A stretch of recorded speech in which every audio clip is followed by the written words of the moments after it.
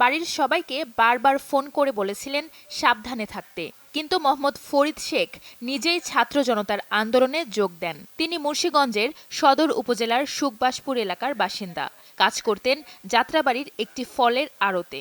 যাওয়ার দরকার নেই, কোনো দিকে আন্দোলন যাওয়ার দরকার নেই, দেশের পরিস্থিতি খুব খারাপ, তোমরা কেউ বাসা থেকে বের হইবা না।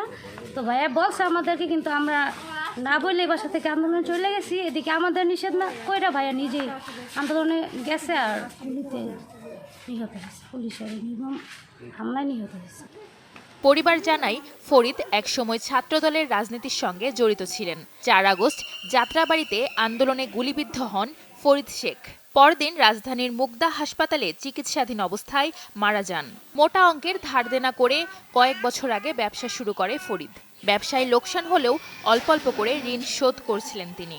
আমরা অসুস্থ মানুষ, ঋণে দিব না, চিকিৎসাই করুন, আবার খাওয়ামু সংসার।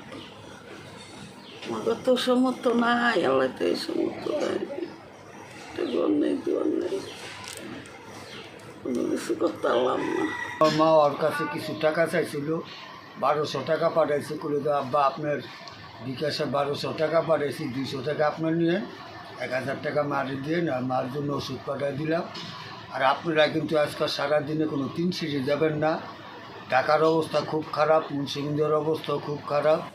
এই মৃত্যুতে অসহায় হয়ে পড়ে পরিবারটি। ফরিদের বাবা তার ছেলের হত্যার বিচার চান।